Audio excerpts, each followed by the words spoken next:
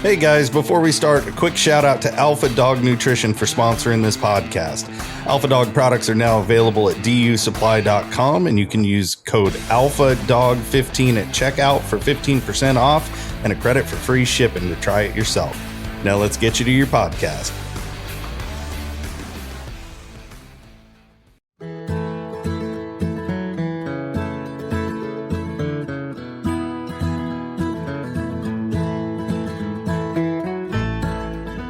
Here we go again with another episode of Interviews, Stories, and Tells with Brett, Benny, and myself, and whoever else we can get to jump on to join the nonsense. This episode, we're going to be talking about the old guys versus the new guys, technology, the ways they do it, the old ways.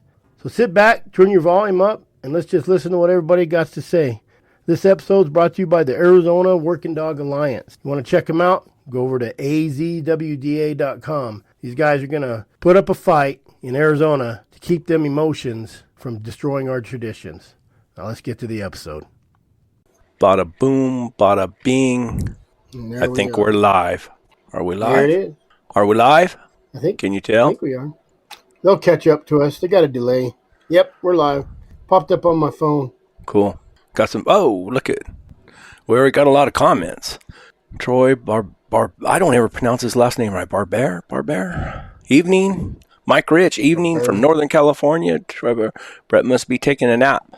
I needed one today, but I didn't take one. Rick Cooley, hi from Kentucky. Cass River Ranch, Siberian Lycus. Whoa, where'd they go? Evening, gents. Randy Riggs, you're only as old as you feel, and some days that's pretty old for me. I know that feeling. Yeah. Good evening, y'all. Chris Villa Pena. Cass River. Yeah, when you get up in the morning. That's our Tennessee supplier. All right. When you get up in the morning and sit on the edge of the bed to make sure everything is working before you just take off. It's like a guy told me, said, if you get up in the morning and nothing hurts, you better just go back to bed because you're probably dead. Yep, that's a fact. Jeremiah, wait till you're in your 60s and think back to when you're in your 40s and so young. Oh, I know. Yeah. I'm Jeremiah, got some cheater dust coming in. All right, been avoiding it so far. I wish I don't have nothing against about going out and using the snow. I just don't want to drive a long ways to use it. I wish it snow here so I can get out. Miss Fix, no sound. Oh, that was earlier. I need one too. Can everybody hear us? Give us a thumbs up if you can hear us. They can hear us. They'd have already been on there complaining. Think so? They're being selfish with the thumbs ups now. They're shy. I cut some wood Saturday. Can hardly stand up straight last few days. Speaking of old age. You know, I have really, really felt good this last week. Oh man, that scares me even worse sometimes. I had trouble with my what do you call it? Your sciatic nerve. Sciatic nerve. Yeah, but I started doing some these little yoga exercises. Nobody laugh, but they help. I was going to say we can get Russ McSpadden to help you out. Who's Russ McFadden? The guy McSpadden. The guy spearheading the Center for Biological Diversity to shut down lion hunting. Is he a yoga guy? He's supposed to be a yoga instructor. Oh, wow. I don't know. Supposed to be. I don't know. So I do an expert on lion hunting. I do it. Makes me feel good, but I'll guarantee nobody wants to watch me do it. Didn't all those football players, coach used to make them do ballet? It's good for balance. Yeah. Yep. So Benny texted he's having to work late, so he's going to be a little late this evening. Told him, I said, I don't know what we're going to do without you here. Yeah, isn't he the old guy? He's the old guy. He's just a couple years older than I am. Okay, here you go, Chris. How did the meeting go in Phoenix? Give us a rundown. Let me tell you how the meeting went in Phoenix. Absolutely, I was 100% happy with it because we had over 60 people let's reverse. So we do this a lot. I've been listening to our podcast, and we need to explain ourselves sometimes better, because if you come in on the middle of a podcast, that imagination might wander. But Friday, we had a meeting with the Game and Fish. It was a commission meeting. So what we were talking about wasn't on the agenda, and what we're talking about was the Center for Biological Diversity. Sounds good, right? All their names and their big words, and their petition the Game and Fish Department to do away with hound hunting. And this time, they tried to kind of be a little sneaky and diverse about it, I guess I could say, and not. They tried to split the groups up, I want to say, because in this, they said this doesn't have nothing to do with the bird dog guys, because they know the bird dog guys got money. Those guys don't mess around. Are you insinuating this hound guys don't have any money? Yes, we're broke asses. We have 10 dogs. They have 1 dog, maybe 2.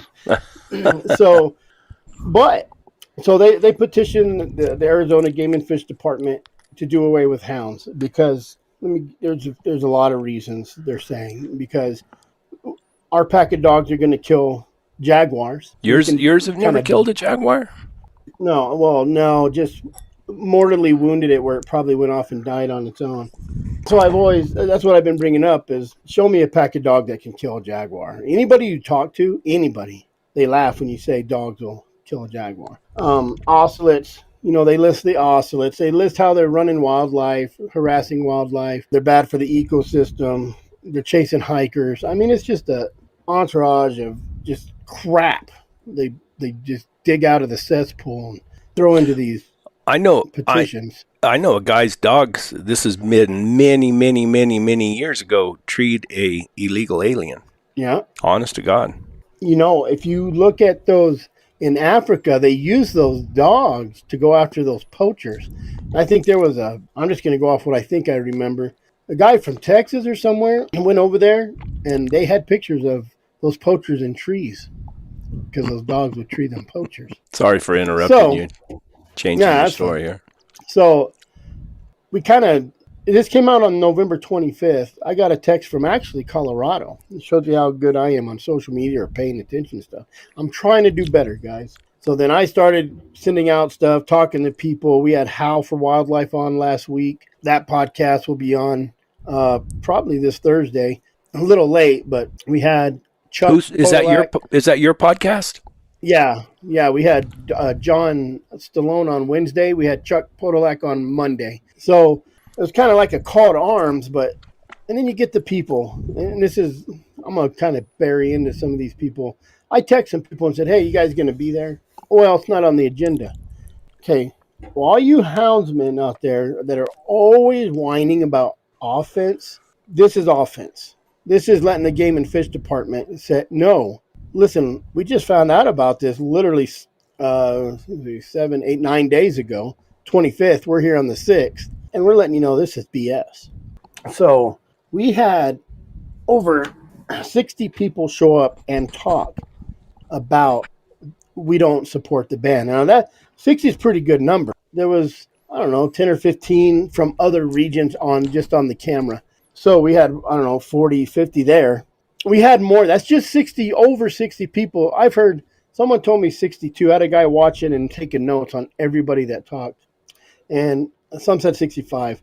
The kind of the just thing that really got me amped up is we had falconers there. We had bow hunters there. We had upland bird hunters there. We had, Big Chief Society. Maybe somebody was there. They were all there. A guy showed up. They were all there to support the houndsman. They were. That's cool. And there was other groups there. Howl for Wildlife. John Stallone showed up. Hunt Arizona guy. I can't remember his name, guys. But he's everywhere. Hunt AZ on Instagram and Facebook and everywhere. Is that a nonprofit, or is that a? I think he's just a guy who posts a bunch of stuff. I don't know if he's nonprofit, but he does post a lot of stuff. Yeah, you can go to Hunt AZ on Facebook, or he has a group. He was there speaking out, and we had 10 kids speak out. So Cool. my kids were nervous. I said, I guess I could probably send you a little clip to play of one of the kids. Yeah, Um, send it over. But it was really cool because the variety of people that were there, I was really happy with. That a variety of people showed up. So they're gonna have a hard time getting anything through, I bet. You never want to say You don't want to say that not. because then everybody will stay home and It's not never do want to anything. say it's not going to happen, but I mean, when you watch the commissioners, so when the commissioners are listening to the kids and they're smiling, like they have big smiles on their face, it's really kind of cool. So we just typed out a little thing, took them 10, 20 seconds to do it. And there was grown men there that were scared to go up there and talk. There goes your internet again, Chris. Is he froze? He's froze for me. He's been having some technical difficulties. We were kind of late coming on because of him. There he is. Can you hear me now? Yeah. How much did you hear? You better repeat it. Well, the kids went up, and you watch those. The commissioners really love the kids, and everybody clapped for the kids, and it was really, really cool. Real supportive. That's cool. Yeah. How does the commissioner of Arizona get that job? Is he appointed by the governor? So he puts in an application. Actually, John Sloan had it was Chuck Podolak explained it. They have to put in an application. It has to go through they have to okay it through the Game and Fish, and then it goes then the governor signs it, and then after that, whoever the committee is says okay. So they have to put in an app. Yeah, it's appointed, but it's not just the governor saying, hey, you can do this. This is what I got from Chuck. And then they replace one every 5 years is what it is. So I guess if you're on the chopping block that 5 years, you're on the chopping block. I'm working on it, Chris. I should have sent it to you earlier. Yes. Busy. Here we go. Here we go, ladies and gentlemen. And his dad told me he was nervous. I didn't see it. Lyndon Watson, come on down here. Lyndon, be careful getting up on that stool, and we want to hear from you. Hi, my name is Lyndon Watson. I'm a second-generation houndsman. I'm here to say that I will be against any ban of the use of hounds. I do not want to see the traditional use of hounds go away. It is a big part of my childhood, and I want it to be part of my kids' life as well. Because of this tradition, I got to harvest my first bear with hounds this year. I want to thank the commissioners for listening to me today. Nicely done, Lyndon. We appreciate you. You did a really good job. That's cool. They were really nervous when he said that's part of it. Trevor had already spoke, and I had talked to that commissioner in the hallway, and I said, well, they're going to try to speak, but they're nervous. And then Trevor went up there, and his was a little shorter. I mean, they went up there, and like Mike Rich said, I don't think I could do it. I didn't think I could do it the first time either, and you just, I had read mine. I had to write something down. I could probably go up there and speak, but you know how it is. We get off it'd be like this show. I'd get off on a ramble, and and you only got 2 minutes. Well, they kick you off after 2 minutes, so. And I think it used to be 3, but we literally had so many blue slips. You have to go into the Game and Fish. You get there a little early. They open at 8. You fill out your blue sheet that says who you are, and you want to speak. So all these people, 60-plus people, spoke on this ban that only got petitioned the week before on a Wednesday. So now it's Friday, So I think the turnout was great. But what I want to tell people now, and I want to really stress, is you got to be for those 60 people that didn't show up last Friday, you got to show up to the January meeting. You know what I mean? You can show up again. You got to show up again.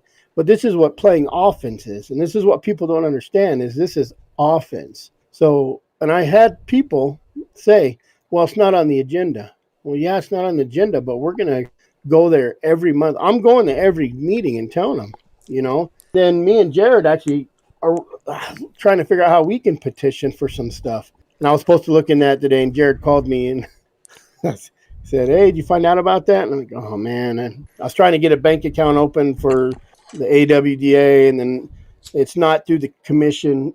corporate commission yet. It's showing something and not what it's supposed to, so I have to wait. When So anybody who wants, when do you think you'll have your organization up and running? The AW. I planned Whatever. on the first of the year. Like I planned on January really kicking it off, but because of these buffoons, What's your plans? What do you want to do or accomplish with the organization? I want to stay offense is what I want to do. You know what I mean? I want to raise money for the next 10 years if they don't come back for 10 years. And if they come back, and then we fight them with that. And that's what people need to understand as well is you can't just raise money the last minute, you know? And I think I don't want people to think, oh, well, Colorado beat them. Haha, we're good. No, you're not good. You know, that was a big struggle in the end and real quick. And we knew it was coming back and we shouldn't have stopped in 2018 when they didn't get enough signatures. But they're going to be back in 2 years with signatures to get it on the ballot. So if you raise enough money, that will provide you with the funds to be able to go to all these meetings and do everything like that. Do you think that would it be necessary to raise enough money to be able to have a lawyer that you could have on? No, that's the plan. We got Conserve and Protect Arizona. That was that Chuck Podolak that was on last Monday. They have a lawyer on retainer. You know, he shows up in a sport coat and he talks these big words. He did that interview with the Channel 12 News. You know, and here's the other deal when you're getting into stuff like this, and I know Dan Gates and all them guys, CRWM have to deal with it. And I just read some stuff on the internet. Just people, there's always going to be those people. I'm surprised we don't have none on tonight yet. But what those people? What do you mean? That have to be negative about everything. Oh, screw the game and fish. They're not going to do nothing. Oh, they're going to do whatever they want. Oh, they're going to, you know, it's just that attitude, you know, that it kind of irritates me. Yeah. You know, because at least you're not just going to sit there in the end and say, well, I guess I should have done something. But if you do something and they don't do something for you, then you can complain about it, you know? I mean, I have kind of I don't know. I don't like that kind of stuff. But I think those of us that don't like it, that don't want to get involved in all that, we should support guys like you who are going to get involved and go out there and speak for us. I mean, I think that's important. And I mean, to set up, like you say, set up that organization where you have a lawyer and you know, if you get enough money in, then you could, you know, have somebody write newspaper articles or submit to magazines and do all kinds of stuff like that.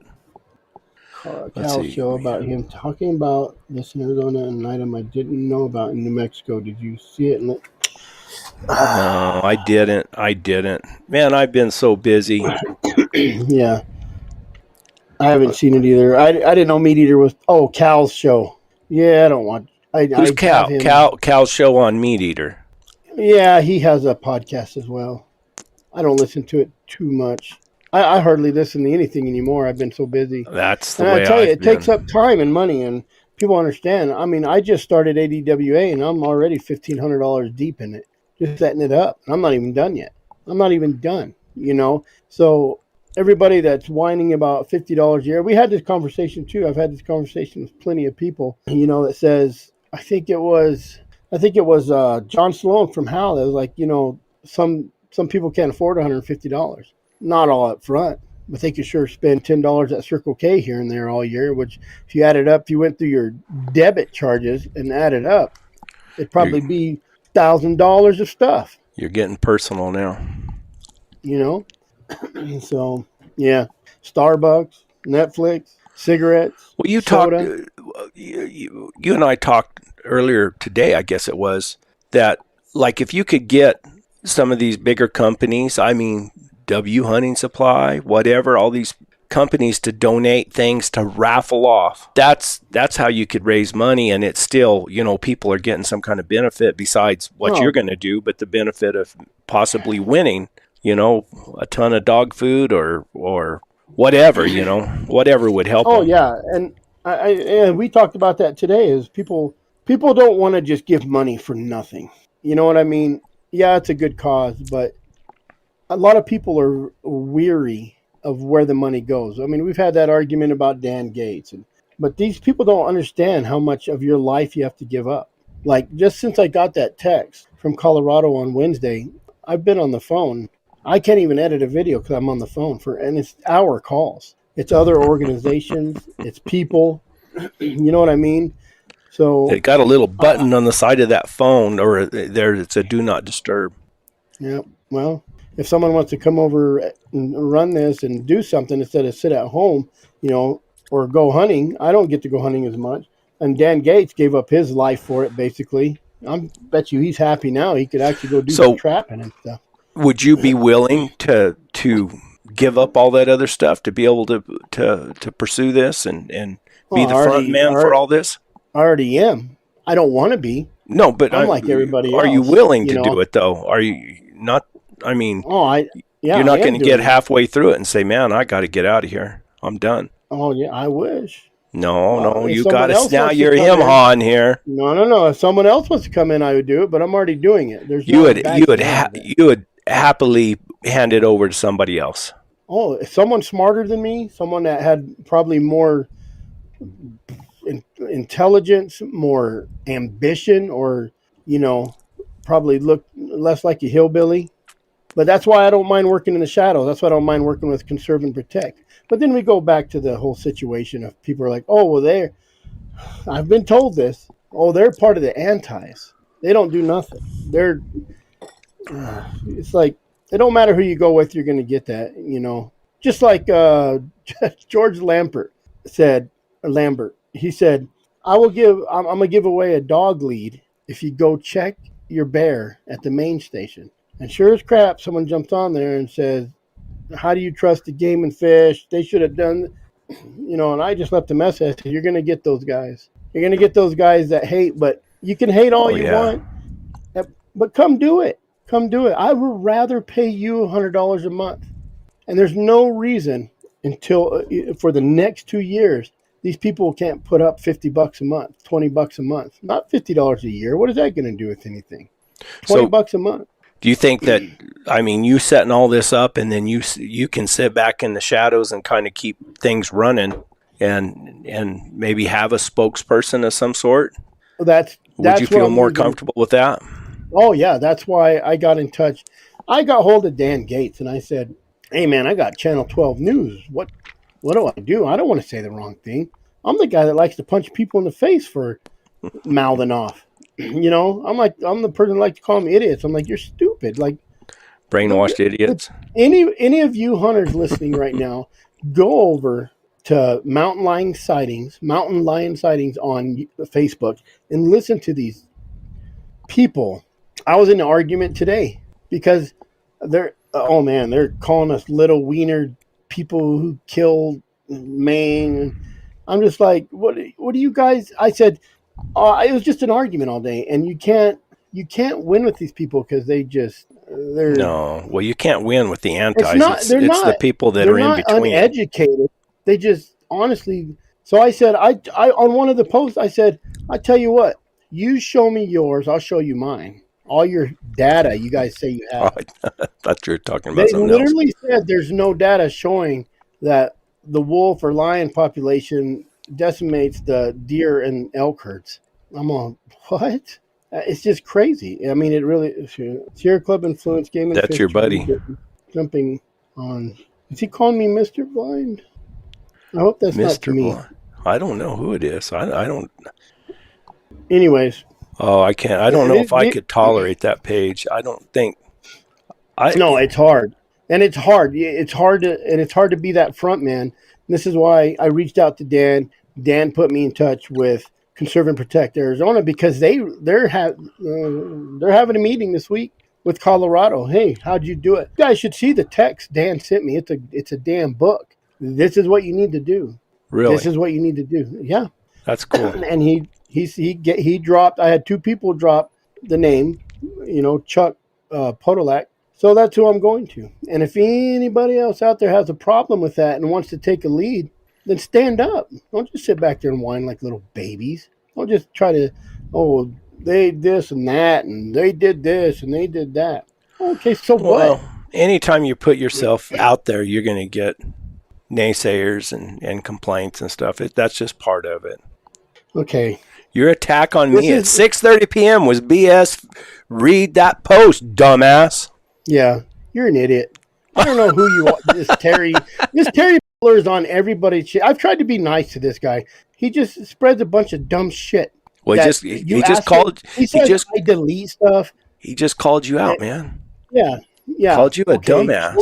Show me the post. Show me the post, Terry. Show me the post that I called you out or your attack on you. You're so dumb. Now I'm telling you, you're dumb. I seen your stupid shit on. He's the one that I'm going to bust him out right now because I try to be nice and not say names. Then you got idiots like this. Do it. Who get on, and say all this crap, and when you ask them to back it up, they don't have nothing. Chris, you deleted me. I looked. The post is there, moron. I didn't delete you from nothing. I have better things to do than read your post and delete you. And I don't delete posts. I've had people come to me on Arizona Houndsman and say, "Can you delete that? Can you get rid of him?" No, I'm gonna leave him on there, and you guys can talk your crap, and then you guys will have that shows your character. Period. You want to talk stupid trash on the internet and go bash everybody, then pull out the facts. Don't just say stuff. God dang. Dummy. Just a dummy. Attack on you 6:30 today. I like it when If you he's get all talking fired about up. when I told, I can only handle dumb shit so much. What I did is probably gone on. If this might be what he's talking about, his attack. I don't know what attack are, you liberal piece of crap. Go work for the other guys. As I said, there's going to be. Remember, I already said this on this show. George Lambert. I said there's going to be people like this that always have to be negative. It's always somebody. Oh, the game and fish. Oh, you're blind. Oh, okay. Where were you at? Where were you at today, Friday? What are you doing about any of this? Any of this? Nothing but sitting on a computer telling everybody they're stupid. So shut up. God, idiot. Idiot.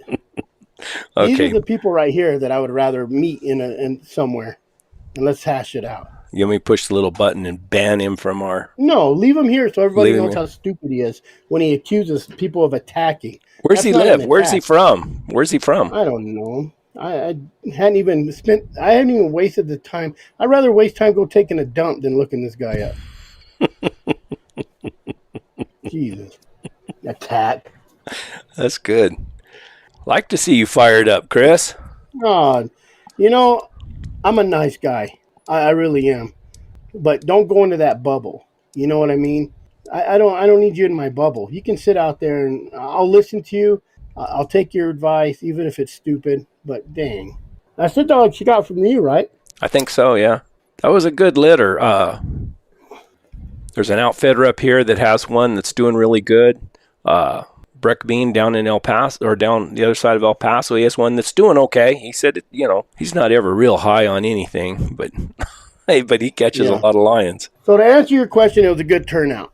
It really was. And to be, I don't think pre-investment's the right word, but to be there before it happened, that's like hearing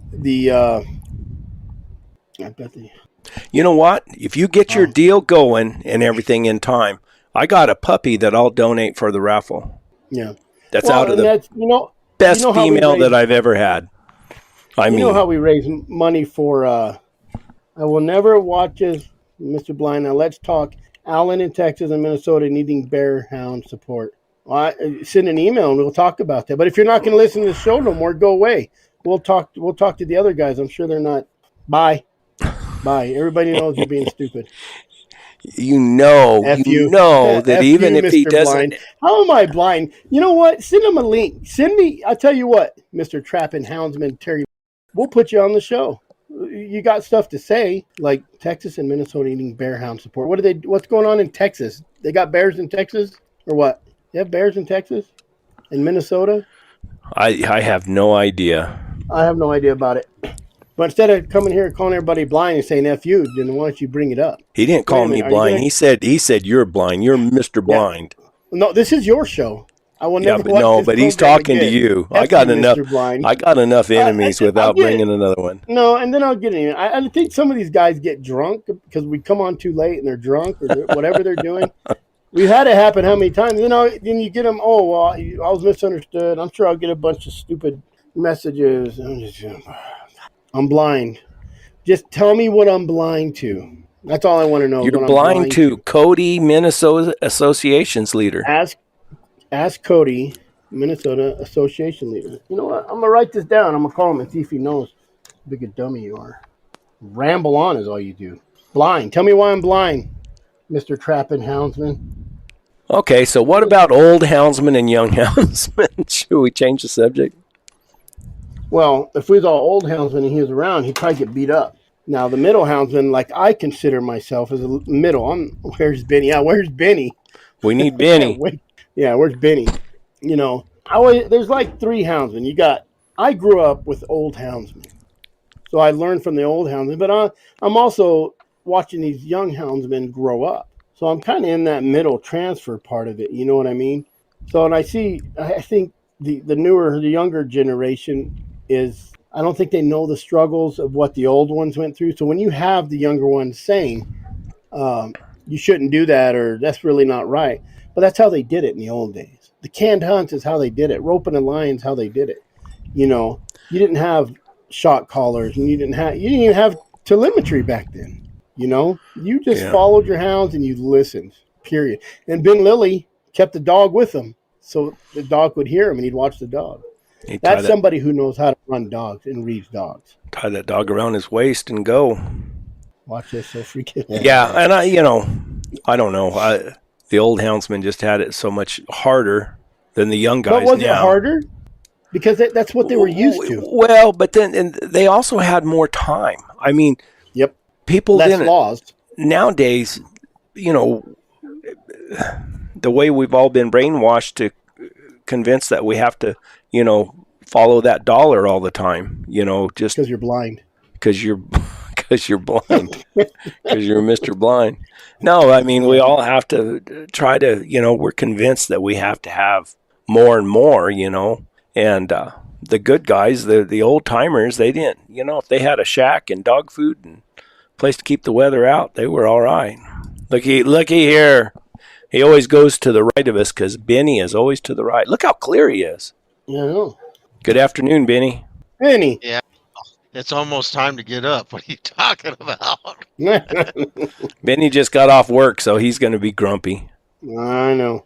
No, I'm not I wish grumpy. he was My here. days are numbered. I wish she was here. I wish she was here earlier. I got called blind. Oh, Chris been having an online fight with some guy, the trapping houndsman. It's that Terry guy. Oh, it's just he told me I was blind. Told me to F you. Benny, what do you think? What's the difference between the young houndsman and the old houndsman, in your opinion? The young houndsman. Are we talking about houndsmen or hunters? Let's keep it to houndsman. Yeah, it's limited. The young houndsmen, for the most part, have it way easier. Oh yeah. That doesn't mean that every one of them, but it's a completely different scenario. You talk about when the Lees heard that somebody needed help, they had a stock killer or something. They just went and looked through the country and they stayed there till something happened. The same thing with Bill Workman. I don't remember, somebody told me 30 years ago, 35, 40 years ago, that Bill Workman killed 600 lions in the dirt. I don't know if that's accurate or not, but that was without the aid of a telephone. There was no cell phones. No, George Jetson didn't even have a cell phone back in the day. They just like you talk about, Brett, they got on a horse or a mule and they took good dogs into good country and they made circles. And today, and could do it day after day after day after day. That's what they did. Day after, yeah, but making a living was easier too. Back in the day, you could make a living in 40 hours. Today, you can pay taxes for 60 hours, and then hopefully in the next 10 hours of the week, you can make a living. And it doesn't work out that way. I think social media is probably poisoning the whole entire sport. And not just not just the lion and the bear, but hunting period, just because people want to brag, and bragging is not always good. Well, and it becomes a how can I put this in a competition, I guess. And It is more and then competition. a lot of guys are more interested in the results than the process, I guess, is how you could put it. Well, sure, and that's I don't think that anybody has ever not wanted results, No, but that's what we're all out there for. But sure, but to some extent the focus has shifted a little. Even if it's just shifted a little bit, it's still shifted. It's like you said, it's a competition. There was always competition. There was territories and people got mad at each other, and you don't come over here in this mountain range. It's like when I was the only one hunting the Guadalupes unless it snowed. Man, I had it sewed up, but I didn't care. Somebody else want to come try to hunt the Guadalupes? Good luck. Hope you got some good dogs. But I never was that territorial because I could be 200 yards off from a track and go the wrong direction. Somebody can come park right there by me, go the other direction and hit the track, and it's not my track. It's just the luck of the draw.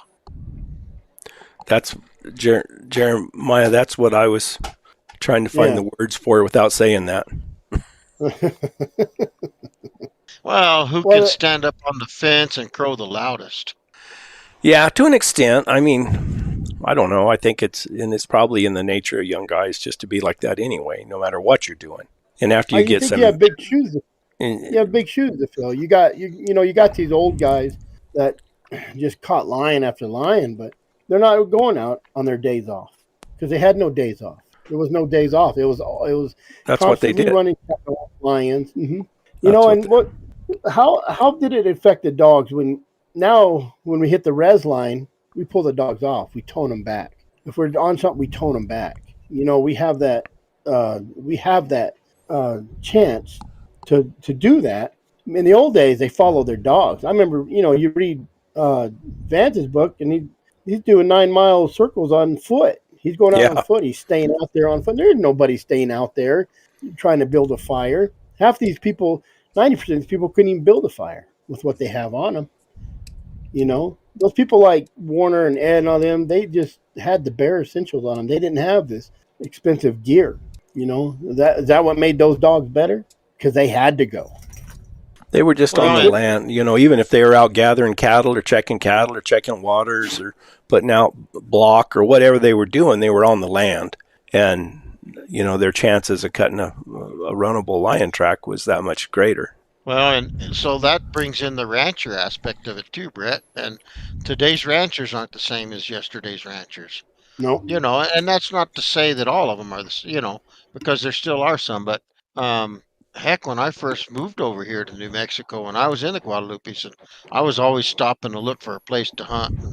And I stopped into this guy's sheep ranch in the Guadalupes, and I asked him about hunting, and he said, well, I don't really want any dogs in my sheep. And he didn't tell me that he had poison out, but he had poison out. And he said, he came from town and he bought this ranch. He earned some money. And he said, I've never had an easier job in my life than ranching. I get to watch TV, and then I hire somebody to mark my lambs, and I hire somebody to gather them, and hire somebody to do this, and hire somebody. He didn't have a clue what was going on out there.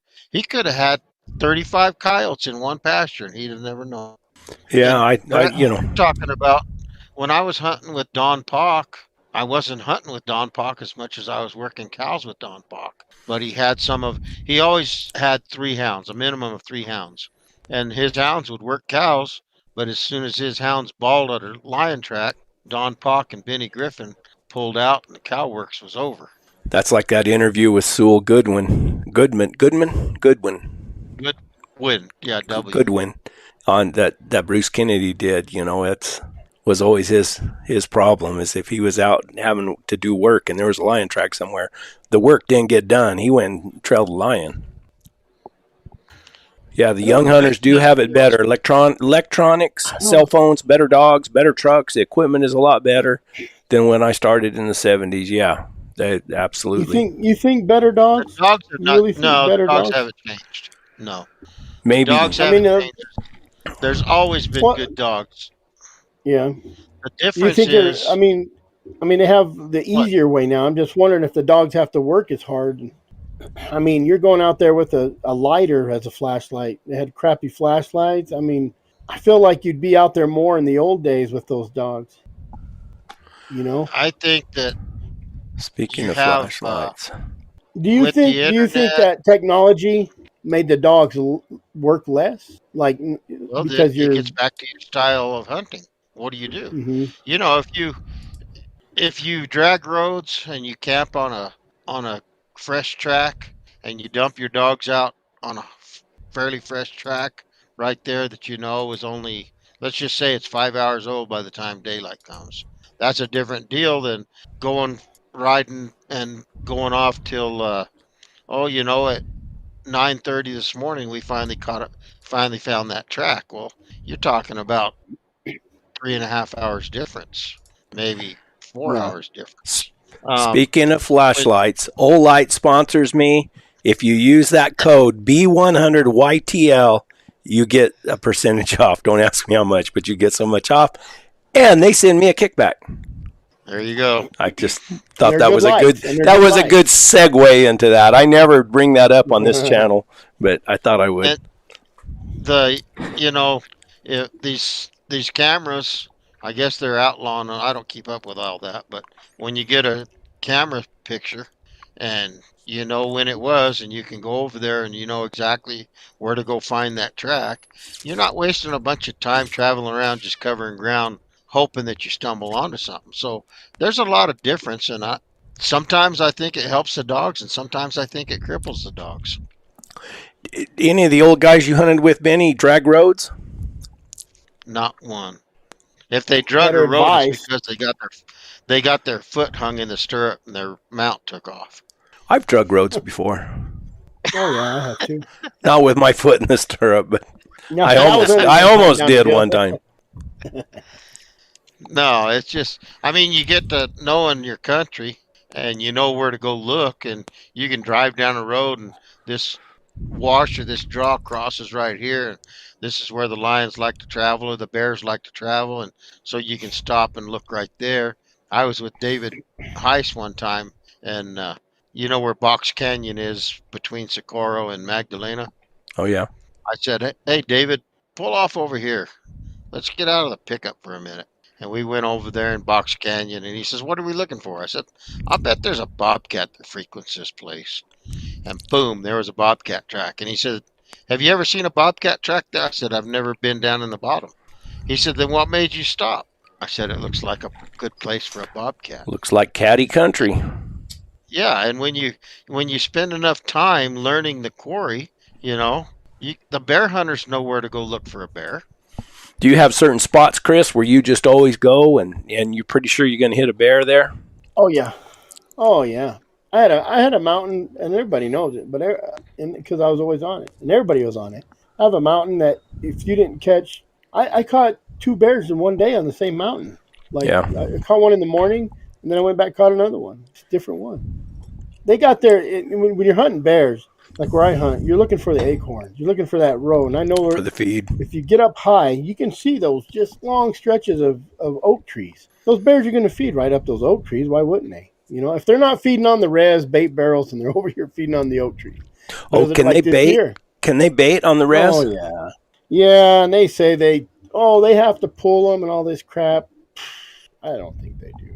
I've seen a significant drop in some units across that the reservation, and they get some big bears down there. You know, if I was against any hunting, I don't like baiting.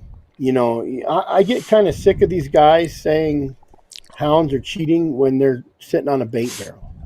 Yeah, yeah. You know, it just, and I've been in arguments where I know a guy who's been behind hounds. He don't have hounds. He's a hunter. You know, he's a big hunter. He spends that $100,000 on tags. He follows to get lions. He uses hounds. Now, when I talk about bears, he says that's not fair. I'm a hunter. Bears are more vicious than lions. Poor little do more bear just damage coming than in lions. trying to get something to eat. Yeah, and I'm all, yeah, and he does. He hunts on the res baiting, like he hunts on those bait barrels. I said, you're telling me it's unfair to chase a bear. It's not right to chase a bear with hounds, but you chase lions. Yeah, but lions are harder to. I'm like, I don't know who you're hunting. Come hunt with me with some bear. Because them bear, if they want, they'll kill every dog you have. Lion can Well, do the not same only thing that, if they Chris, but want. somebody like that's never been on one of those bear hunts where the race started out early in the morning. You never got close. You personally never got close to the bear, and you spent the next month looking for your dogs. Yeah. I, That sums up my bear hunting right there. I maybe I've been extremely lucky, or maybe I just pay attention, or I do things different. You know, we lost. Shoot, I've only lost one dog. Like lost a dog, never found a dog, and it was one of them Viking deaths. He was an old dog, and he wouldn't quit. But other than just loot, I've never had one killed by a bear or lion. I've had one cut one time, and I've had one fall off a cliff, it was a waterfall. So I've been extremely lucky, but the best GPS you have is that phone number on them tags. Yeah. Period. You know, What you guys decide? What's the qualifications for being an old hunter or being a young hunter? I Chris, you're in your 40s, so so I think you I'm know right in the middle. I think you're I've middle known age. the old guys and I know the new guys. Yeah, but you didn't. Did you really know the old guys? Because I'm getting to be one of the old guys, and I knew the old guys. I talked to Dale Lee on the phone several times. Yeah. No, those like to me like those old guys like Steve Smith and Henderson.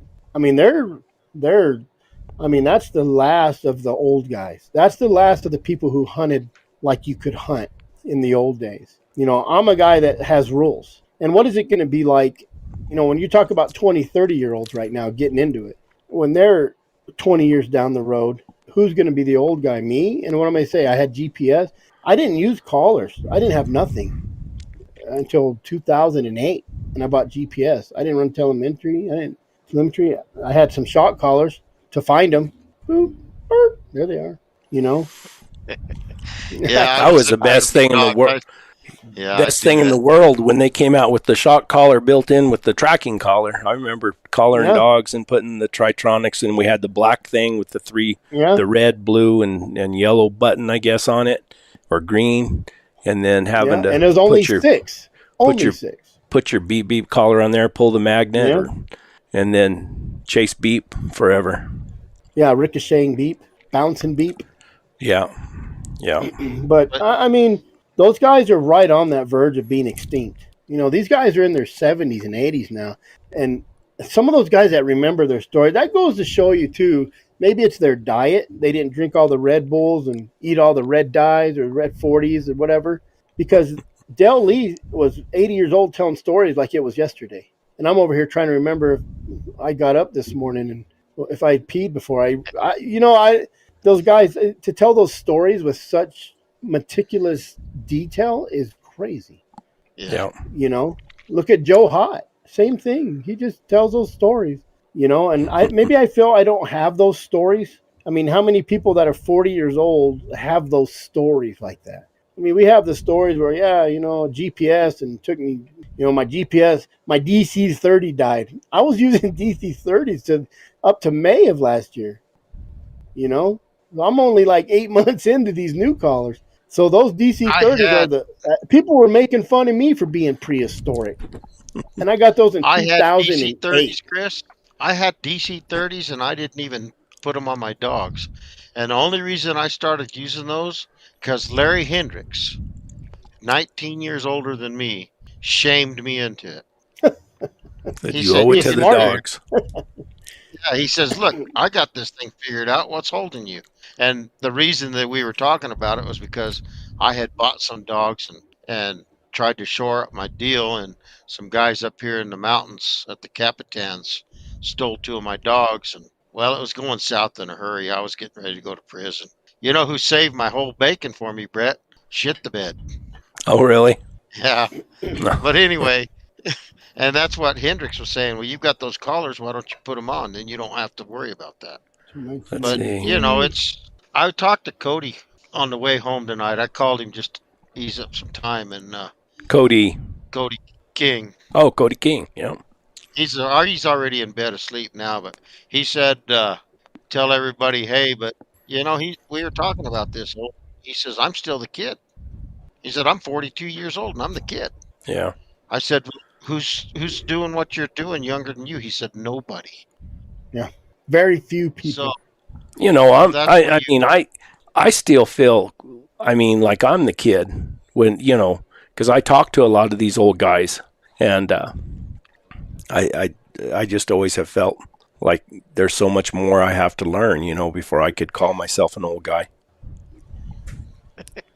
I didn't have to call myself an old guy when the kids in the restaurant start asking you if you want the senior discount. It's like, well, hell yeah, if I can save 25 cents.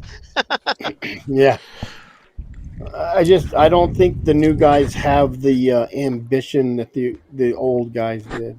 I don't have the ambition the old guys did. What do you think the old guys, if they had access to everything that we have access to now, I bet they'd use every bit of it.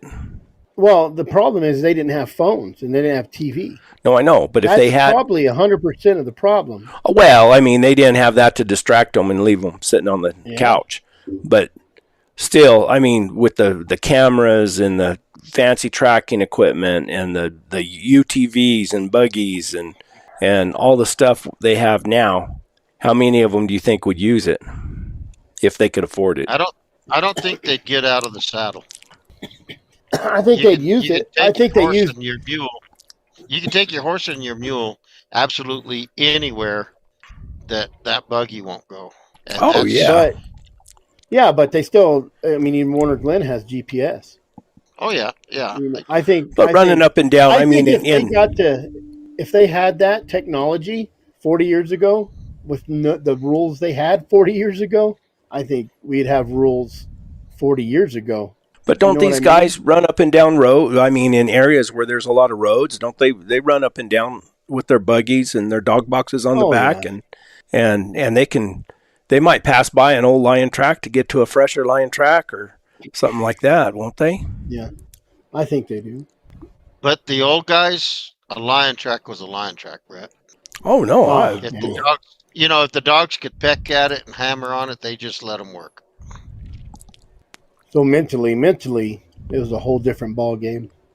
Yeah, I get you myself. I have a GPS, and you guys might do this, but I catch myself listening and saying, "Gosh dang it, where are they going to go? What are they doing?" And I'll sit there for 10 minutes, 15 minutes, and listen, and I'm like, "Oh, I guess I could look on my GPS." I think when you first get your GPS, you look at it like it's a new girlfriend. I don't pull mine out until I have to. I mean, I try not to pull mine out. I really do. I try to, and that, I mean, that's the advantage of the country I hunt in, and also because of the, hunting lions, because most of your time you fairly close to the lion or fairly close to the hounds. You kind of have to back out and kind of stay out of their way and let them work those tracks. And I think that'd probably be the difference between, with the bears, I could see getting glued to that GPS and watching where your dogs are going and everything. Now, Cody King, when you hunt with him now, he's got one of those big old, the big screen deal. And I mean, he's an he's an expert I wish I had at that one thing. Of those. He's an expert at watching that thing and seeing which dog's doing what and everything. I mean, he's good at it. Yeah. I think if you handed them all that gear today, they'd use it up. Yeah, well, I mean, how about those cameras? That's the biggest cheat in the world right there. I mean, you imagine if Dale Lee or them guys, they know where all the lines cross. Don't you think if they had cell phone service in those saddles or those crossings that they would have a camera hung up there if they could afford it? Oh. Yep. I don't know, but I think too, Brett, that part of the total understanding and comprehension of the animal is missing, because Well, I could yeah, go into some absolutely. country. But don't you think they would do it, especially if they had a paying customer they were guiding? I don't have that answer. We can all speculate, but I don't know. Yeah. I guess it I depends on bet you the, they, I bet you they would if making their living was on Yeah, it. I think you they know. would. They'd use it in 2 seconds. But I, but I think that you've hunted enough, Brett. You've done it enough that you can look at a piece of country and kind of have an idea of where the lions will travel, which saddle, and how they're going to get through the country. Well, I guess I don't know how accurate I am. I pretend I'm out there by myself. I can pretend like I'm an old guy and I know what the hell's going on.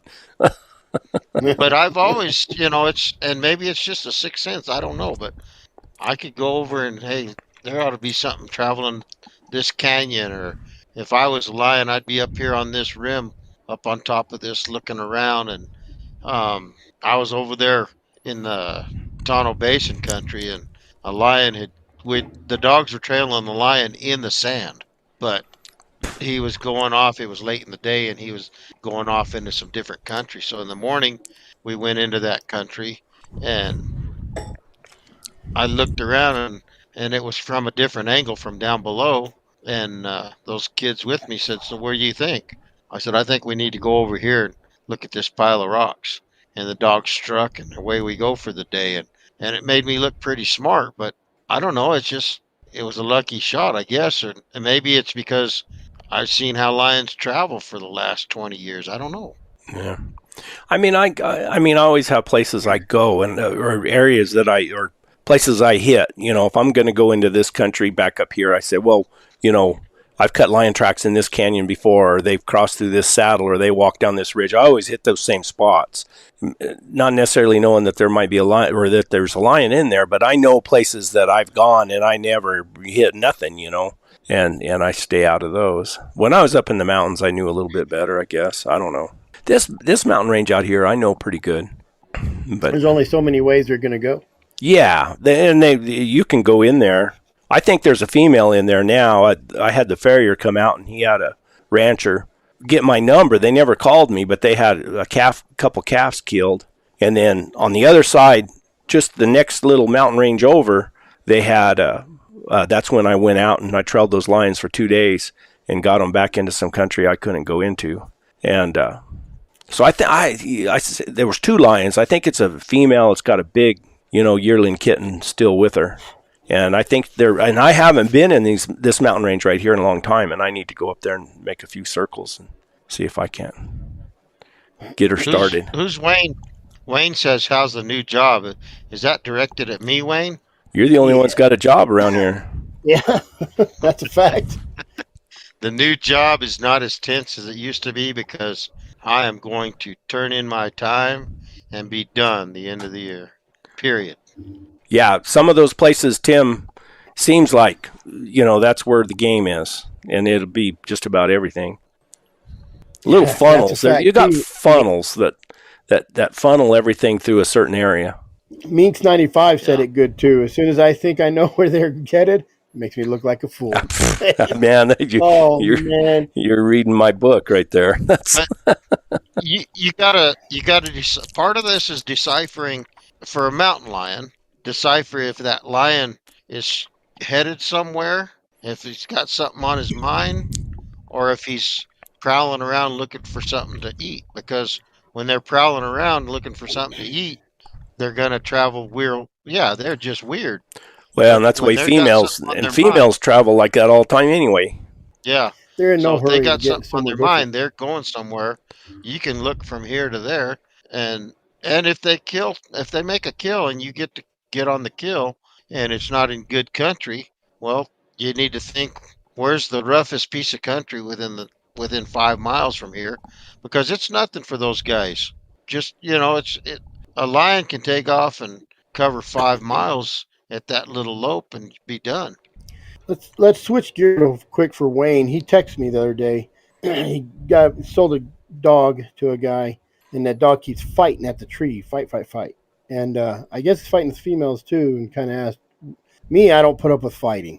And then he had asked me if I neutered him, if it'd help out too. And a dog that's kind of aggressive, I don't know. What do you guys think? I didn't really have an answer, Yes, but I don't put up. 1,000%, Chris. 1,000%. Neutering will help them. Yes. I So know it'll I've make all. neutered versus I know four-year-old. young dogs, it'll make all the other male dogs hump them. which There you go, brings in a Wayne. little bit of crankiness too. That might start a fight. I know it would with me. Well, I think he got the dog back, or he's taking dog back, and I just don't like dogs that fight. So And that's neutering would be the best start. And if he still fights, then I'd probably cut your send losses. him down the road. Yeah, honestly. I bought a dog from Bill. What was Bill's name over there at Apache Creek? He was a government hunter, government trapper. You remember who I'm talking about? I can't recall right now. But anyway, I bought a dog. I bought 2 dogs from him. Baldy that was Jazz's dad. But this other dog, Blue, I didn't like him, and he was built weird. He looked like he should have been in traction just to get up in the morning. But he was a real aggressive dog, and so I was thinking, what am I going to do with him? And somebody said, well, have you ever neutered a dog? And I said, you know what? Yeah, I've had 2 or 3 dogs neutered, and it saved their life. So I took him to the vet, and they said, well, he's a little old, isn't he? I said, this is his only chance at life in my world. And he was a 6-year-old dog when I cut him, and it changed his outlook the very next morning. I'll be. Jared says that he probably has a lead deficiency. Or should have one. Yeah, he might not have one anymore. I've Well, never, honestly, knock on wood, I have not in the line of dogs that I've had. I had one female that's kind of growl. You know how females will get growly and snippy, but it's not really fighting. They just don't like anything getting close to them, and that's the only problem I had. The guy up north has that dog now, but none of my male dogs have ever offered any kind of aggressiveness like that. The only times mine have fought at the tree is when you get them jumpers, and I hate the jumpers. Yucky, tree's buried by himself, but he jumps and he lands on dogs. Oh, If you're, you know what I mean. If you're at a concert and some dude jumping around and smacks you in the face on accident, that's going to be a fight. That's what happens. He does his little jump flip and lands on a dog, and next thing you know, there's a fight. But I just don't like him at a tree fighting. So, because if you're not there, and sometimes it takes you a while to get there, that could cause some damage. Because once one starts fighting, man, then they get one down and they all get on him. Yes, yeah. So, yeah. But I've been at trees when I think Yucky got more aggressive at the hound trials. So you got to watch taking them dogs to hound trials. I won't run him there no more. He had dogs jump on him at the hound trials. Tell me about a hound trial. I don't know nothing about them. What do you do? I'll tell you about mine. Mine is small. I mean, so you get there. We usually show up Friday, camp out, build a fire. It's just good time for the kids. And I'm gonna tell you, the hound trials are great for getting youth. It's a social event. It's a competition. It is. It really is. We kind of stay to ourselves, the rednecks over there. All the other people are good ropers and wear good clothes and aren't dirty like I am. But they, we get up, we sign up in the morning. They do a coon drag first. On Saturday, we do a coon drag first. And they just, depends on how many coons we could catch. If we have a couple coons, we'll put one on the back of the quad, get them dogs fired up, and hang one in the tree. They throw down a drag. They drag around their little trail. You let the dogs go. Whoever gets to the line first. And so you got line and you got tree. So if they cross that line, which is, 40 yards or 100 yards away, I don't know how far away it is. And then whoever trees first. So if they come in and tree and bark, that they win the tree. If they make it to the line first, they win the line. And then the second race on Saturday, we do a 100-yard dash. We do a 100-yard dash. And they basically put coon on the back of the quad and go 100 yards and let all the dogs go. And whoever... That's tough because you got a bunch of people with cameras trying to see who made it first, And then the second competition is the single tree, where you got the coon in the tree and how many barks per minute, and then they got team tree, which is 2 dogs, and they count the barks in a minute. Man, I I got a dog out in the kennel that could win one of those. You know, there's dogs that are built for that.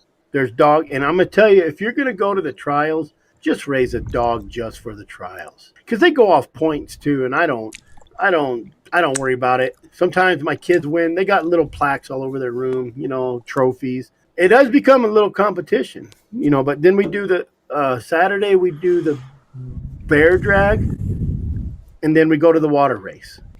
Sunday, we just do coon drag, bear drag, water race. Or lion drag is Sunday. They're usually done by noon, and they give out their trophies. And then the 4th month is August, and we have a huge cook. Everybody brings food. I'll make tamales or fry bread or something there, but everybody brings food, and they have this huge raffle. I mean, I've won $300 backpacks, and I've won bedrolls, and my 6-year-old won a 20 gauge this year. So wow. I mean, it's really good family. It's guaranteed you're going to camp 4 times in the year for people who can't get out, So even if all we did was a head of the tree. I don't know if I should let this guy in or not. Who is it, Jared? Oh, he has his border jacket on. I was at Goodwill with my old lady today, and I thought I found one of those for Jared, and I thought it was a poncho, but it was just a blanket. So oh, really? I was going to get him a poncho. Though. Yeah, hey, the Goodwill these days. See these? You can order these from W Hunting Supply. Look at that. Shoot. It says Pro Staff. Pro Staff. Don't forget that. I think W Hunting Supply still has them. You can get a hold of them now. And I think they give me like $5. Oh, right on. Just go hunt with Brett, leave $5 and steal a sweatshirt. Yep. Come hunt with me and bring your dogs. I'll give you one of these. But it's during the summer. There's no seasons going on yet, is there, Jared? Yeah. We're working on it. We're working on it. There's no lion season right next now. summer. No, lions, everything's going on right now. Right now, everything's going on. Nothing in the summer. When you're having those trials. Yeah, you have the trials in the summer, but then it kind of breaks in the August. I go to those trials. I don't bring a dog. I just waste money. Yeah, just hang out, watch. Go for the social event. Yeah. You know what it's also good for? I'm too scared to bring a dog for one. I mean, because like those big groups like Idaho, I love watching the video. They dump 80 dogs on the bear race. We only got about 30, the most 40, and we've never had a dog fight, which is crazy to me because you got 30, 40 dogs lined up with no shot collars. A lot of those guys, because they run the same trail. I always have collars on mine, but it's crazy that there's no fights. And the dog. The fighting dogs there. And once they get too aggressive, they'll tell them to put a muzzle on or get rid of them out of there. And you can't, the only time when you got dog fights is because someone has a jip and heat somewhere. Yeah. And it's happened to me. Throw them in the truck. Like in Nevada, if your dog growls or snaps at a tree, he's out. DQ'd. Can't come back next year. See, I think some of that's just a little bit ridiculous. Well, we give them a chance to muzzle. Yeah, but dogs are dogs, and there's posturing, and I gave a kid, his dad gave me a pup, and this pup was, I don't know, he was probably 2 or 3, and he was actually my best young dog, male dog at the time, and this kid was saying, I wish I had some of my dad's bloodline back. His dad had passed away. And so I gave him this dog, called him Socket. I gave him Socket back. Well, he didn't want Socket for himself. He gave him to a buddy of his that's bear hunting. They didn't even acclimate Socket with the rest of the pack of dogs. They grabbed him, they threw him in the bed of the pickup. They had a dog box that covers the whole bed, just an open box. So there's posturing going on in there. They all sniffing him and, rolling him, kind of acting like they're going to roll him or something. And as soon as they jumped out of the pickup up in the woods, the other dogs jumped out first. Socket didn't want to come out, so they drug him out and threw him down. And those other dogs jumped on him, and Socket growled, self-preservation, and they shot Socket. Oh. And it's like, you stupid sons of bitches. You don't even deserve to own a damn teacup poodle to pee on your rug. Yeah, I that's think you got to let dogs learn each other. Because I had my Mo dog. He didn't hunt with the other dogs for a month. He'd trail and do his stuff, but he would when the dogs were cold trailing, he'd be fit 5, 6 feet away from them. Instead, when they're cold trailing, they run up in between their legs Yeah, and they kind of go. nudge each other out of the way. He wouldn't do that. He'd be 5, 6 away, kind of doing circles around the big group of dogs. He didn't want to be a part of it there for a while until about 2 weeks, a month went in. I got to answer a question here. The coffee will be coming out soon, and the guy who's handling it is Jason with Full Cry Magazine. So we got a deal going with him. so. Everybody send Jason an email. Yeah, ask him when my coffee's going to be ready. Where's Brett's coffee? I Chris picked said it to out. ask you where Brett's coffee is. They sent me a bunch of samples, and I picked out which one I wanted. I'm gonna And have to buy it, like 2 bags of it now. I think what you can do is get a subscription, and they'll send you a bag every month or I don't know how that's going to work. We'll wait until it comes out, but he's doing something like that. My And I have wife's got 15 or that 20 $400 goodies from espresso DU machine that say, now. here, all this time I thought I was special, Tim. Pro staff. You are, Brett. Yeah. You're still special. Yeah, but Yeah. on the wrong ways. Hey, I got to show you guys something. I'll be right back. Take over, Oh. Chris. Oh, look, here goes the camera. That means he's in his shorts. Yeah, he is. Look at, you can see Jared's name right there. He's in his underwear. So Jared's the young guy. Jared's probably the younger guy in the group. Yeah. So did you learn from anybody? Like who'd you? I never had like that great mentor in my life that was 70 years old and tell me everything. Some guy in the comment said the best thing about the old guys is the advice, and that's absolutely true. So there was an older guy on Instagram. His name was Vaughn Nielsen out of Utah. And I still do what he tells me to. I mean, I haven't talked to him in years, but he just told me, he's like, get out of the damn truck. Yeah. That's all he ever said. He's like, you find a lion track in the snow, dirt, whatever. He's like, just get out of the truck and follow him. He's like, you won't lose one following him on foot. You lose them when you drive around. Yeah. So that's what I did. And then I didn't really understand anything about lions for a long time. And when I moved to Nevada, my buddy was my uncle just got out of prison. He used to hunt lions. And so I went and got my first 2 that one got me, lions with Jared. him. So yeah, I went and caught my first 2 lions with that guy, and he was a wealth of knowledge when it come to lions and how they walk and stuff. He was a cowboy. He dropped out of high school and became a day working cowboy, but then he went back to prison, so we couldn't hang out anymore. Did he sell Benny some lion kittens and get caught or what? Right?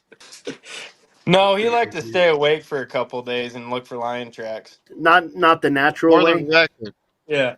for the It wasn't record, just I've coffee. never bought any lion kittens. The only lion kittens I've ever had were some that I caught myself, and nobody knew. And that was But a long time ago. That was and then back when I was still young. And then I caught those 2 lions, and there was only one other lion hunter in Fallon at the time that was catching game. And See, I'm not in my my underwear. buddy knew him. Well, we hope you're still in your underwear. I don't go raw very often. Don't talk about that with Jared. There was a conversation Please, today Jared, about that. continue on. And then I got a phone call from when I was bartending. This other lion hunter's daughter used to come in and ask for sodas or coffee at this coffee shop bar where I was bartending at. And she'd always come in. My dad caught a lion today. My dad caught a lion today. And I'm like, I don't care. I caught my 2, I'm just happy. And she'd always rub it in my face. Well, after I caught the second lion, the guy actually called me and said, hey, I'm at this address. We're drinking beer in the shop. Come over.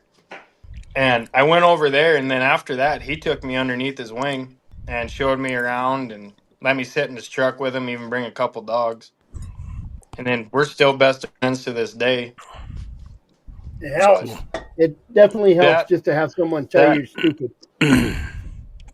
he was a super cool guy. He wasn't like one of those guys that, you guys get mad when, like they couldn't go that day and you catch a lion or whatever, and they get mad that you went and caught a lion or whatever. And he was never like that. He was always super cool and happy and liked seeing the videos. He also respected boundaries. But yeah, my wife just said he respected his boundaries too. We didn't stack on top of each other like, if he had his little sweet spots, I wouldn't go in there unless I called him before and asked him if I could. That's one thing that polite. irritates the shit out of me. That's a big deal these days too. A big deal. The country's shrinking. The country's shrinking. There's a lot more guys doing it. I had a friend of mine that had hunted with me in this country and brought a pretty well-known lion hunter in here to hunt. They spent one day out there, and he said, "No." He said, "I'll go somewhere else." So I didn't have that stuff, but I got to call him out. You talk about the nicest people I've met in a long, long time. I had ordered a couple of head stalls a long time ago, and then I know this is, I ride through the brush a lot, and you can't hardly see it, but I get these bruises on my arm constantly, and I think it's because I'm holding my arm up on both sides. And he made me some leather cuffs, some old cowboy leather cuffs, Those and are so great. he made me the head stalls. And matter of fact, I'll get you some to raffle off, Chris. They're really cool and nicest people in the world. Walking H Saddle and Tack. He's the one. James Morris is the one who he bought out all his gear, all his equipment. He can't do it anymore. I think James is in a home now. But James has built the saddle for me and done a bunch of stuff for me and built my saddle scabbard. And I'm going to work out a deal with him. What's that? James was a super good guy, Brad. Super good guy. And this guy's, they're really, really nice people. And I wish I had them. They're way back in my truck on the other side of the property there. But super good craftsmanship. And I'm going to have him, like I have a saddle scabbard that's just perfect for my 30-30. And then I got another gun I want to take to be able to go out and shoot some coyotes. And I'm going to have him build a scabbard for it. But I'm going to offer all those things. I'll show them to everybody because that guy does super good work and he's pretty reasonable. And anyway, Walking H Saddlery. I just talked to him today and got the stuff. So it's really cool. Is he located at James Morris's or is he somewhere else now? No, he's up here by Oregon. Oh, okay. But Those cuffs. I go A lot of there all people, the time.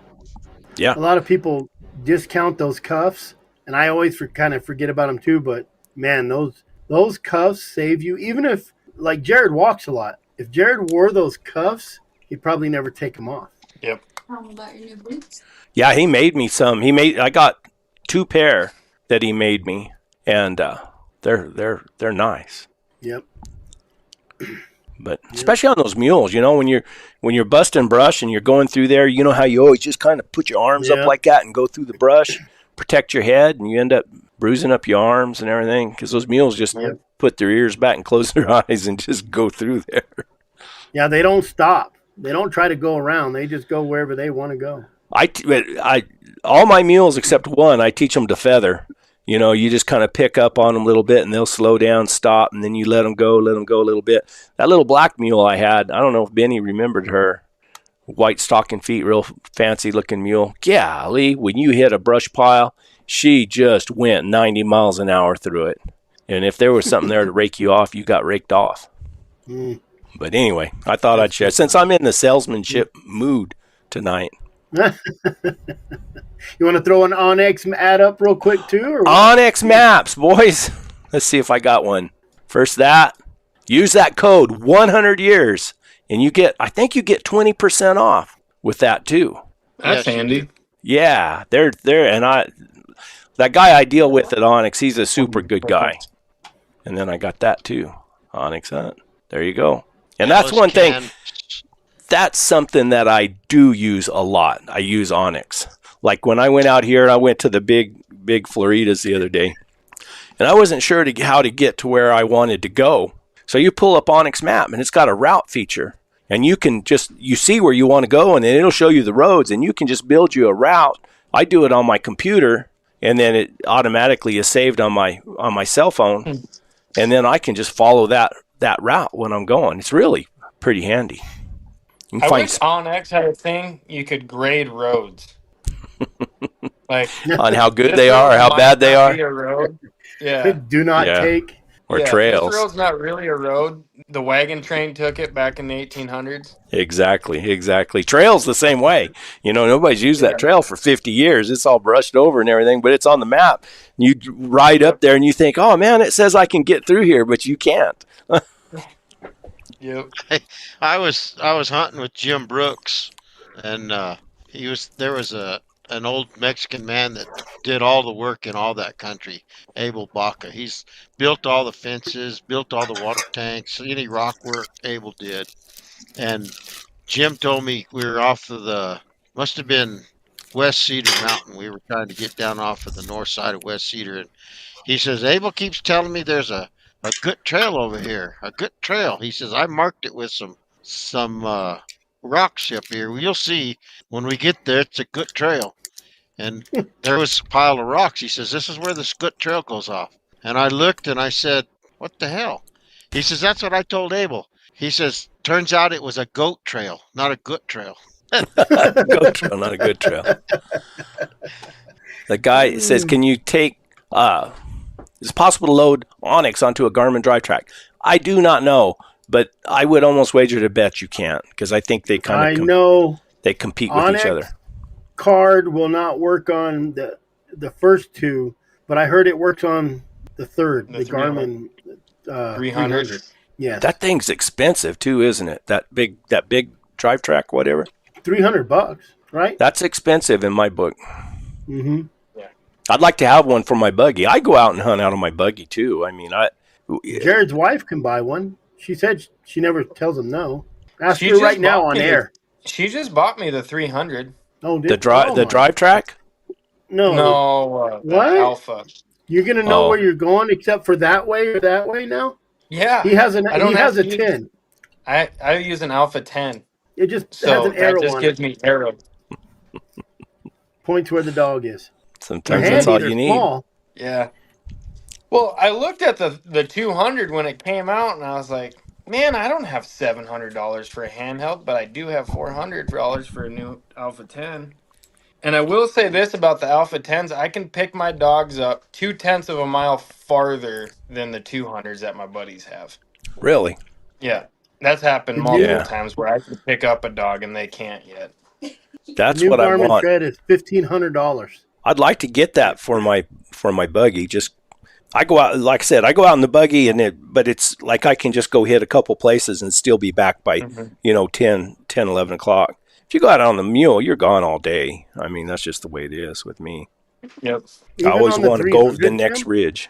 I heard the 300 you can use the Onyx on it, but not the 200. I don't know. I have no clue. I just know the 300's got better battery life than the 200. Mine lasts a while. Yeah. Onyx is great, but ruined a lot of honey holes. Yeah, it gives access to. I tell you who dislikes it probably more than anybody is these ranchers. I mean, the ranchers have their BLM property or whatever that. Or the ones that they got locked off with the private property that everybody's thought for years was private, and now well, look that's yellow. That's BLM land. I can go in there. What really ruined the mountains was COVID. Oh, everybody started getting them. Yeah, everyone bought a side-by-side during COVID. Well, before COVID, out here behind my house, leads up. I cut lion tracks back there before, and they got these little trails that they had, and they were never used. They were just trails somebody had marked at one time, and it's where they ride these bicycles. These, what do you call them? The e-bikes? No, motocross bikes or whatever. What do you call them? E-bikes? No, not e-bikes. They're bicycles. Just a dirt bike? I guess whatever. Now I mean, you can't hardly go out. Mountain bike, that's what they call them. I mean, those guys are out there riding those trails all the time, and then I go through there with a mule with 10 hound dogs. It's not a pleasant experience for them. No, like that's really bad down in Patagonia. Those hippies will ride through the Patagonia mountain range, through the town of Patagonia, into the mountains, down to Nogales, and then take the 12 miles from Nogales to Patagonia on the highway back into Patagonia. It's a regular ride. Yeah, That's what they have I up could here show them that. on the other side where I go. They have an annual loop race, or they have several of them. There's videos. There's Yeah. YouTube videos on it. Oh. That guy Ryan Van Duzer or whatever his name is. I ran into him several times up there. He's a big time YouTuber, and I talked to him, and he treated me like I was an idiot. I got yelled at. He didn't know who you were. He didn't care either. Mm-mm. No, every October they have a He wasn't 26 going to take mile the mountain time to bike find race. out. Yeah. So it ruins bear season, the first, and they always do it on that opening weekend in October. Every time. I got called an effing prick by a bicyclist. Shit, that was probably 3 years ago. A lion was walking up that shoulder of the road. Well, there's 3 bicycles coming down the same shoulder. So I'm sprinting up the lion track trying to push him over. And I made him go around me, and a dude rode around me and then got 50 yards away and called me an effing prick when he was 50 yards away. Did you say, come back over here? Let's Yeah. If there wasn't a lion track right there, I would have freaking ran him down with the pickup. let's talk about it for a little while. Mm-hmm. You and your tights will go at it. I've never had any trouble with any of them. They've when I've run into them, they were always pretty polite and everything.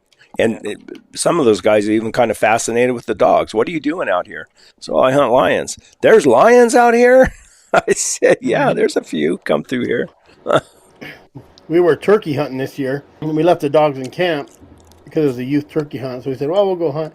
Well, my dad started chasing a bear, and then we heard him on the radio. So we went over there, and they were headed towards the res. So I went to cut them off. They went into Unit 1.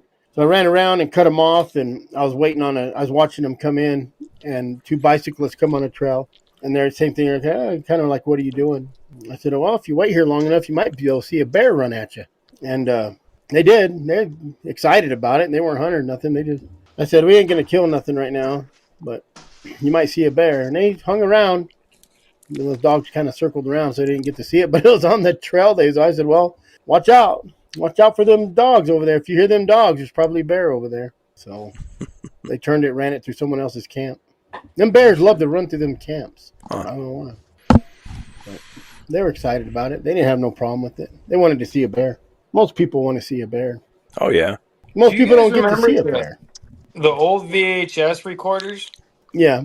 My buddies, when they were bear hunting back when it was legal in California, they caught on video of their buddy hearing the dogs running up to the road, and he's all, the bear's gonna cross, he's gonna cross, and he was looking at his friends, and as soon as he turned back to look where the dogs were coming from, that bear steamrolled them across the road. Dadgum.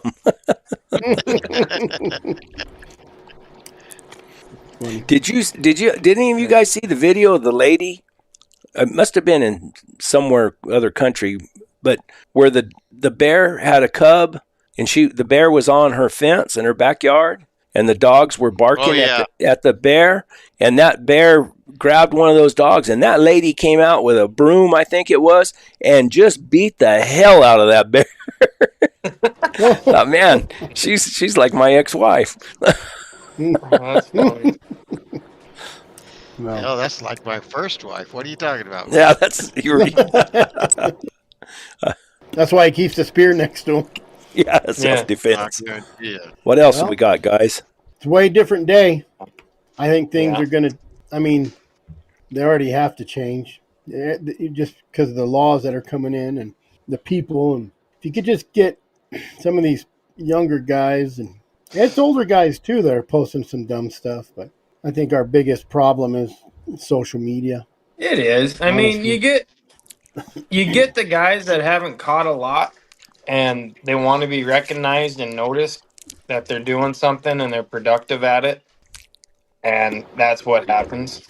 Yeah, oh yeah. Where you get the guys that have caught a bunch of lions, and they don't want anyone to know that they catch lions. They just want people to think they suck, and they can kind of go their own way. And do some their own thing. of us do suck. It's not all make believe. I can attest to that. It's not all make believe. Yeah, I hear you.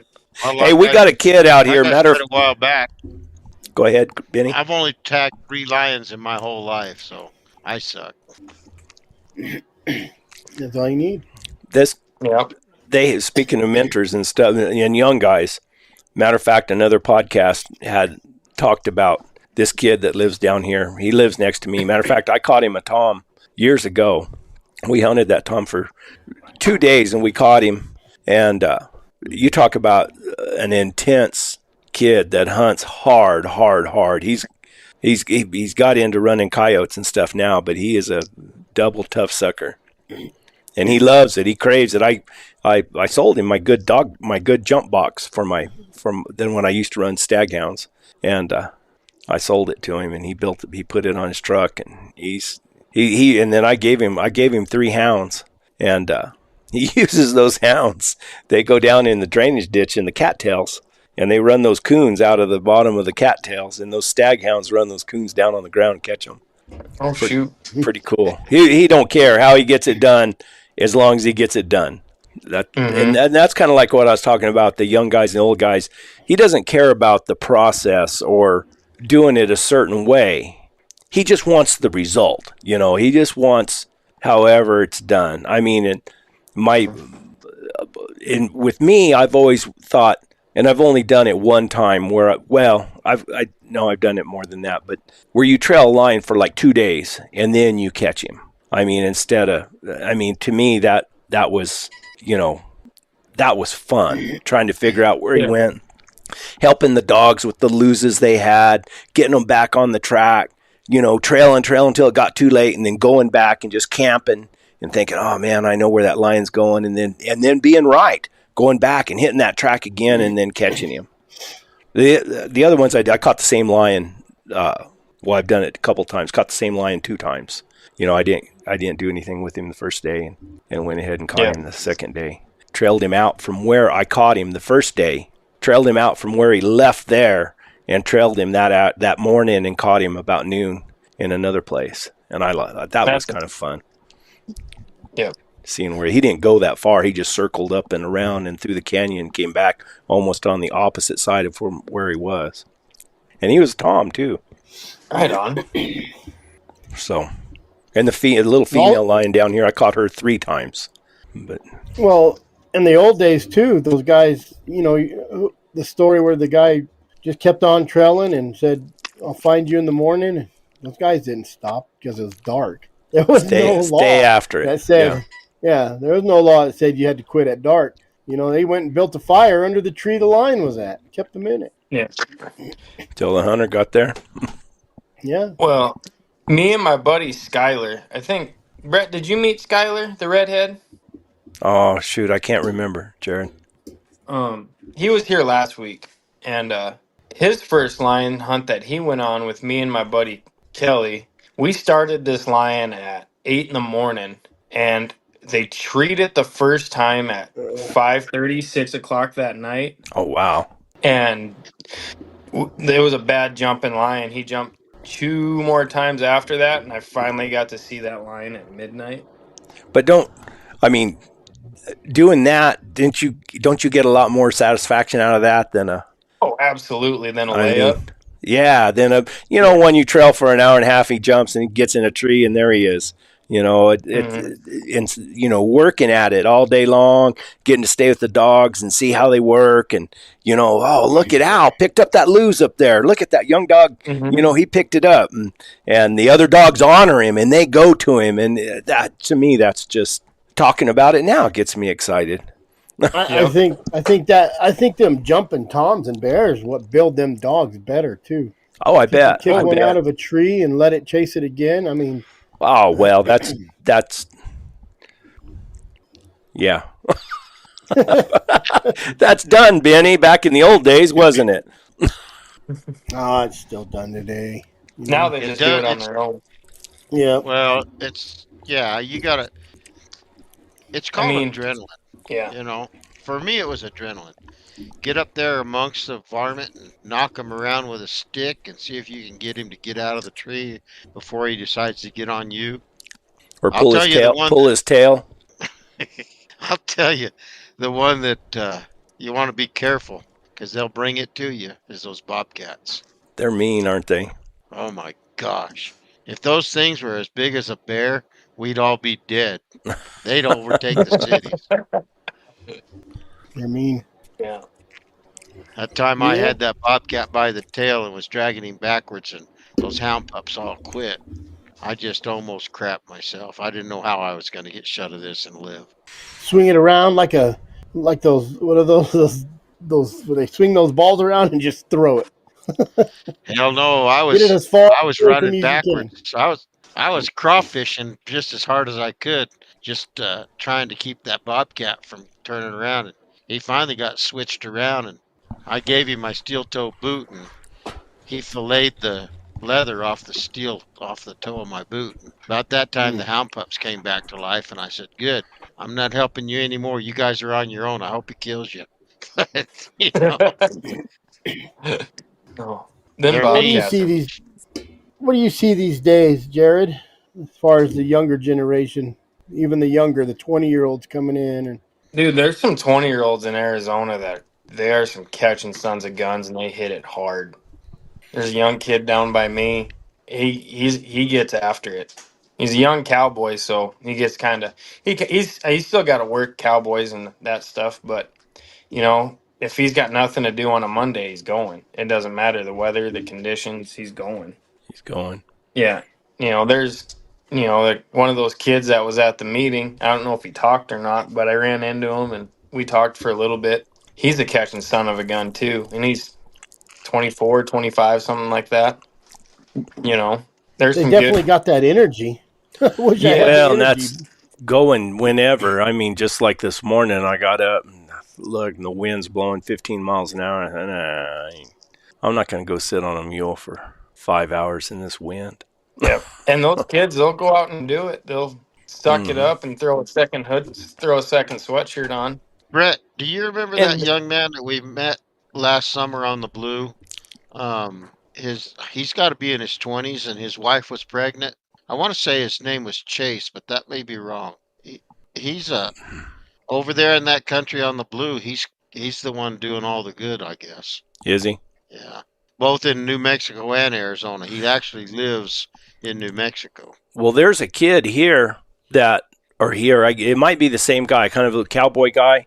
He, I know who you're talking about. Clayton? Is his name Clayton? I don't know, but There's a he kid had over. that little.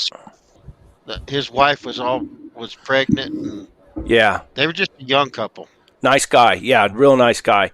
Yeah, there's another guy over here. I don't know how he did it, but this unit, that not the unit I hunt now, but the unit I used to hunt, it's never been, that I know of, has never hit the quota, never filled the quota. And it's chock full of lions. And, but it's, the majority of it is roadless country, and it doesn't get much snow at all. High it does. But, he filled the quota one time. I mean, he had hunters and he went in there and filled it. Forget where he's from. I was a little upset. Well, that's what Mike used to do, Mike Root. I don't think he ever filled that quota. No, I mean, he was one that he could go wherever. Mike was a monster. First time I ever heard about Mike Root was Rob Cox over there in the Oregons. I was hunting over there, Rob's, and he asked me if I knew Mike, and I said never heard of him. And he says, well, he's over here, and he told me where he was. And he said, now that guy, when he decides he's going to go kill a lion, he said where he was hunting, I guess the Gila, they filled the quota back then, and he said there was 2 lions left over here in the Oregon mountains left on the quota, and Mike had 2 hunters, and he brought his 2 hunters and set up camp. He caught those 2 lions. Yeah. Mike's fun to hunt. Anybody that's driven through that country around Las Cruces, New Mexico, and you see the Oregon mountains over there to the east, it's even worse in person than it looks on the skyline. Well, those mountains I was in this last week, I talked to Mike Root. I talked to Mike Root about them. I said, Mike, have you ever hunted these? And he said, yeah. He said, I went down there and hunted. He said, I won't go back. He said, we trailed lion almost every day. He said, but they get up in those crevices and up those big old steep, nasty canyons. He said they just get away from you. You can't hardly get them caught. Now I caught 2 toms, not in those mountains, but in the little mountains just south of them or north of them.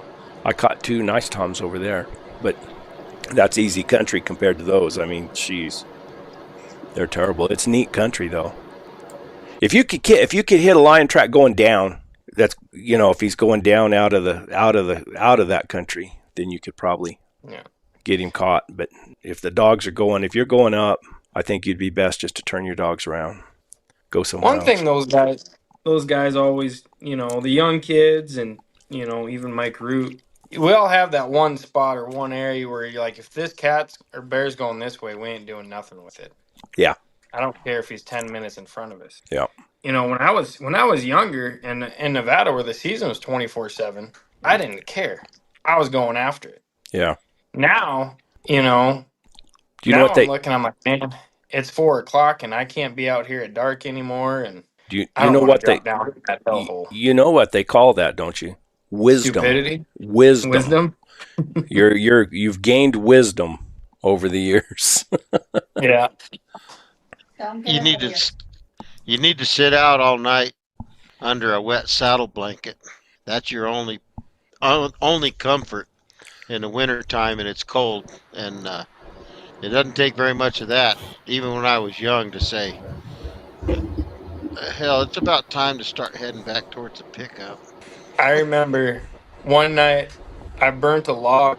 It was a 6-foot log, and it was kind of hollowed out, rotten in the middle. And I just put a road flare in it, and I lit that whole log on fire, and I laid next to it all night until the sun came up. That was miserable. I think I got half hour of sleep that whole night.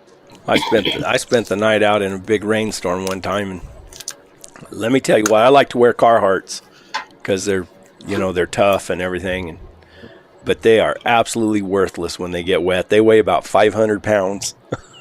I was down in that. Oh my gosh! I was way back in. I was way back in there, and I couldn't ride my mule. It was steep and slickery and everything, and I had to hike out of that sucker with those 200-pound Carhartts. Got to carry that lighter. Always carry that lighter. I don't think I could have. Everything was soaked. I don't think I could have got a fire started. And I just went out on a dog rescue mission. I wasn't even going hunting, and the signal I had on the dogs was down in that bottom. That's where I lost one of those dogs off a bluff that I'd got from Mike Root. They were making some good dogs too. Those are the ones you lose. Dumb ones never die. I got one out there that he's not a bad dog. You just ever had one that just rubs you the wrong way. Barks when he's not supposed to bark. His bark drives you crazy. His way he walks drives you crazy. And he's a friendly. He'd make someone a super pet. And he's really, really well bred. Brad, I had one of those, and I traded it for a custom-made saddle to my specifications. And then that saddle maker gave the dog away to Joel Garnett, and Joel thought that was the best dog he ever had.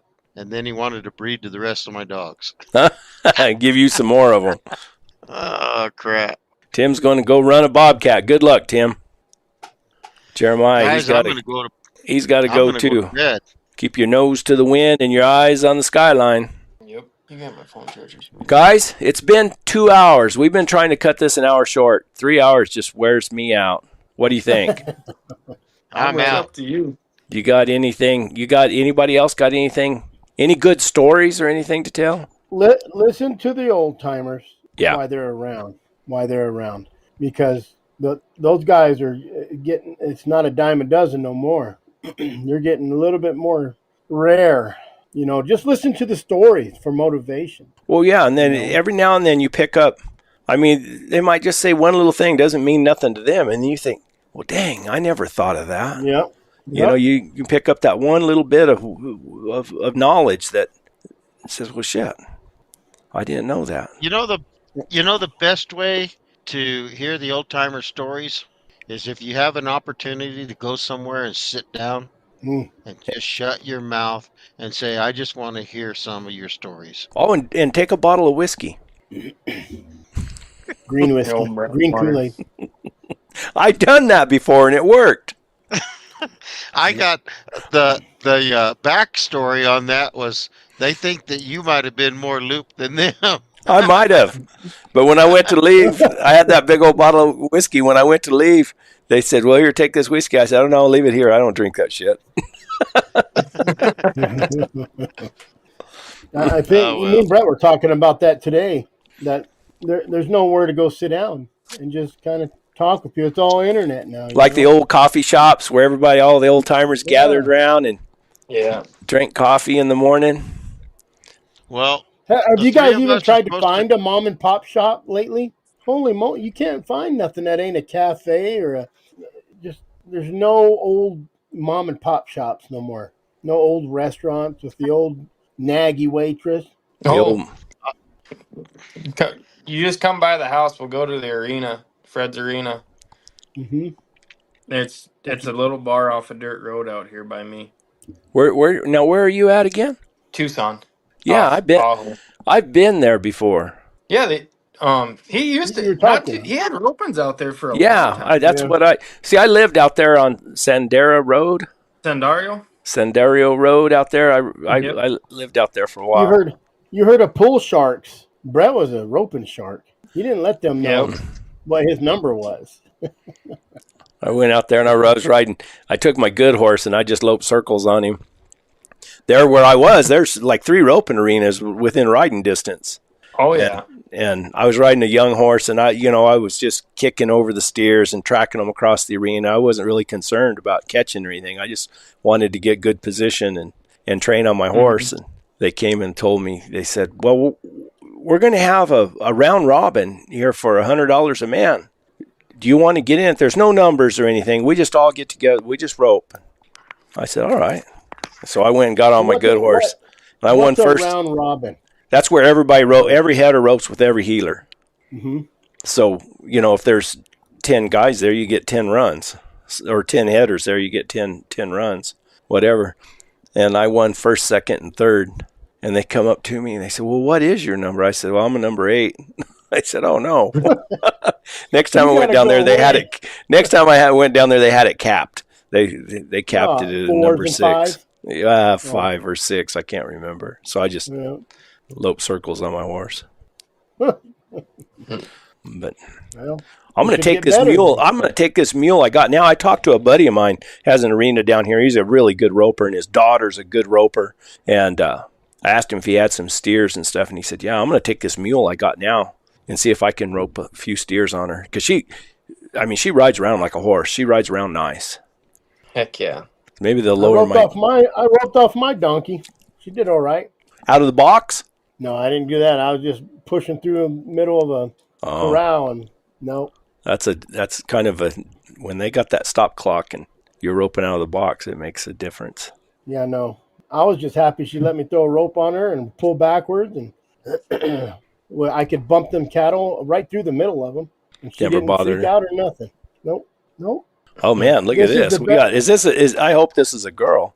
Flaw. Is that Jeremiah's old lady? I think that's got to be Jeremiah's wife.